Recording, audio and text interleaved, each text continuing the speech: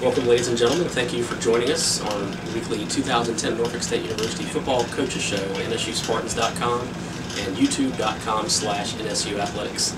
We're here for our first installment of the year with Spartan football coach Pete Adrian. How are you doing today, Coach? Oh, good, Matt. Yourself? Doing very well. Doing very well. Well, I imagine there has to be a lot of excitement around the players right now. We're just a couple days away from the season opener at Rutgers. What have things been like, the attitude among the team in practice over the last couple of weeks? Well, the attitude's really been outstanding. I mean, every time they're pretty fired up about going to practice and work. It's always something to get through a month-long camp. They're ready to see some people in some different jerseys that they don't know. And of course, it's going to be quite an experience, a big-time thing for us to go up to Rutgers and play in front of 60,000 people. Sure. Now this will be your third game against a bowl subdivision opponent in the last 4 seasons. Obviously playing Rutgers in 07 and Kentucky in 08. Do you anticipate that maybe the players, our players, have more of a sense of, we've been there and done that now, and maybe have a few less butterflies going up to New Jersey? Well, yeah, there's no question about that. Our seniors, this will be their third D1 game, the second time to go to Rutgers. My stats are right. We had 14 or 16 freshmen play at Rutgers 3 years ago, so they've been there. They know what to expect. They've told some other people like that. Plus, you have a little more experience and they've been through it. So it's still going to be a big thing. I mean, it's a huge challenge for us.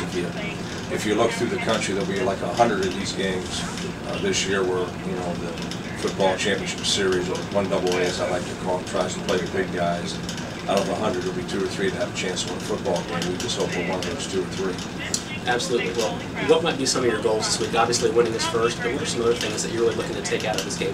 Well, I think the big thing is anytime you go play a bigger opponent, I mean, you're playing the best team on your conference, on your schedule in your very first game. So they always say you make your biggest improvement between game 1 and game 2. But we got to be ready to play game 2 or 3 this week. We got to be ready to be in mid-season form, so to speak, to really have a good chance to upset them. And I think the biggest thing is offensively, we got to be able to move the ball. It doesn't mean we got to do a lot of scoring, but we got to be able to go out and get a couple first downs, keep our defense off. And the longer we keep it a tight game, then they have to limit their playbook.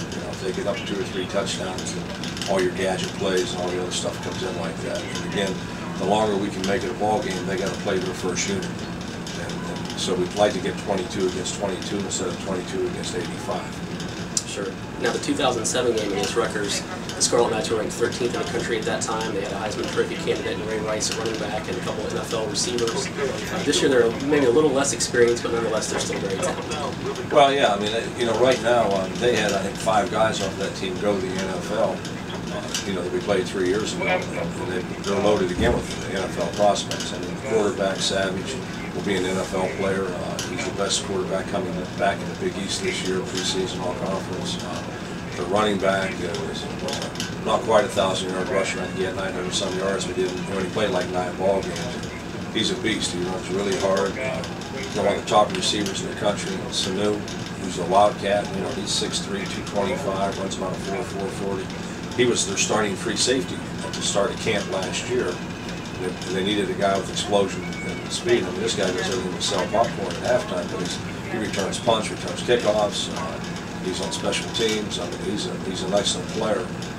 And of course, their offensive line is huge, as it always is. And I think the thing that people don't realize about Rutgers, since Shiano's been there, they've got 32 guys actively playing in the NFL right now, and that matches up with anybody in Division I. Sure. Now, looking at the Spartans, what do you see as some of the similarities and differences between the 2017 that played at Rutgers and the one that the fans will see this Thursday? Well, we're a lot more experienced in most positions. Obviously we have an experience in the offensive line, which should help us move the football. We have experience in tight end, we have experience in running back, which is a key. Defensively, our front 7 has a lot of experience in that, so we'll be able to make the adjustments that we have to make. We're going to start a new quarterback, so it's a big baptismal for him, and if he can handle that, then he should be able to handle the rest of the schedule. And it's a big introduction to our 2 new safeties. There's going to be a lot of pressure on our safeties in this ball game. How they react to that will tell us what we have to work on, or we're going to be pretty decent. Now, you mentioned the quarterback situation. Obviously, it was reported last week that y'all are going to go with Chris Wally to start under center on Thursday. It was a good battle, I know, between he, Jake Strickler, and Dexter Merrick. What was it about Chris that impressed you in preseason camp so far? Well, if he made a mistake, he didn't get rattled. and that's what a quarterback's much like a defensive back. You're going to have a short memory because you're going to throw an interception or something's going to go wrong, and he doesn't get on the players a whole lot. A guy drops a pass, all right, let's get the next one. He showed some pretty good leadership. Does a nice job of reading coverage and does a nice job of the checkoffs. And I think the other thing that really helps him is, he's played about 15, 18 games as a starter in junior college. So he's been playing for the last 2 years, and that's a big thing. Now, certainly, you mentioned the quarterback, Chris Wally. It has to be a nice luxury for him knowing that he has an experienced offensive line blocking for him and a 1,000-yard running back in D'Angelo Branch. Yeah, and the thing that we need out of the quarterback position, particularly early, is run the game. You don't have to win the game. Let the running backs do it, be able to throw the short passes, things like that. Get us out of a bad play with an automatic, and not put the defense in tough positions, but the defense will go out and play and try to get the ball back for them. And if we can do that on Thursday night, then I'll be very happy. Who are some of the receivers that we might see Chris looking for on Thursday? Who has stood out to you and had a good preseason camp? Well, Jeremy Wicker's had his best camp since he was probably his sophomore season. He's really looking good in camp, playing real hard. Like I said, he's healthy again for the first time. Joe Hawkins has played very well, a redshirt freshman. We moved him from tight end to wide receiver on the backside. And he's a 6'3", 230-pound target that we like to see out of there. Vic Harrison has had a nice camp. They call him Snoop. As a slot receiver inside. And then freshman Derek Dempson, Colin Lewis have both come on and played. They haven't played yet in the ball game. Again, they haven't been in front of 60,000. So how they handle that will tell us a whole lot more how they're going to handle it later on. But might as well start big and take it down from there. Now you mentioned on defense you'll be starting 2 new safeties this year. Thursday night will be Ricardo Volson against at strong safety rather, and Devontae Rhodes at free safety. Replacing, of course, Terrell Whitehead, who was the starter the last 4 years or so. Terrell might not have been a real leader as far as a vocal leader, but he certainly was a leader by his experience and well, how do you feel that way of not having Terrell? Well, Terrell was a vocal leader on the field. He really did a great job getting guys lined up and making the calls and all that stuff. And, one thing for Devontae was Terrell missed most of preseason a year ago, so he got a lot of that work. He has had plays at free safety, so it hasn't like he hasn't been in the game. He just hasn't been a starter from day one. And the same with Ricardo. Ricardo played some, but he's never been the starter. So they both had good camps. They understand the game plan. They got the checks down like that. Now they got to forget about who's out there and just go play. Who else on this team so far has really stepped up and embraced a leadership role that they might not have had in the past? Well, we've had a bunch of guys. The attitude's just been fantastic. Anthony Taylor has really demonstrated leadership in all aspects of the year long. Craig Hassan's done the same thing. It's just on and on and on. Pick a name.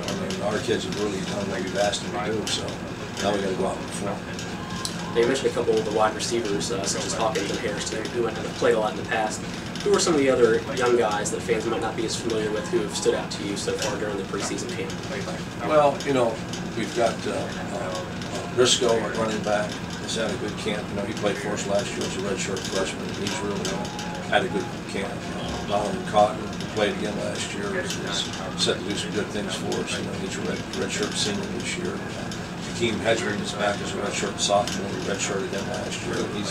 He's getting back into it, so any of those guys can certainly do something for us, and we'll have an opportunity to do some stuff like that when we get. And one new thing fans will see this year out of your special teams units, for the first time since you've been here, you'll have a different player handling kickoff duties. Ryan Eastep will be place kicking, and Troy Menzer punting. That has to be a nice luxury, I would assume, for the coaching staff to have 3 guys that can share the responsibility. Well, they can share the responsibility. They're able to work on their one thing more. Now they all back each other up in the other phases of the ball game like that. So. You might see Ryan Eastep kick off once in a while. You might see one of the other guys kick the field goal. It just depends how the weather is and how that guy's performing that day. But yeah, it's good to have that. For you. Certainly. Well, Coach, we thank you for taking the time out and talking to us this morning. We'll look forward to keeping up with you as the season goes along. And continue to bring all the fans at home highlights and in-depth interviews as the season progresses. And next week when we talk to you, it'll be time to get ready for the season, the conference opener and the home opener against North Carolina A&T, which will be another big ball game for you. It certainly will be. We're looking forward to that one too. All right, Coach. Well, thanks for joining us today. Good luck this Thursday, and we'll be in touch with you as the season progresses. Thank you, man.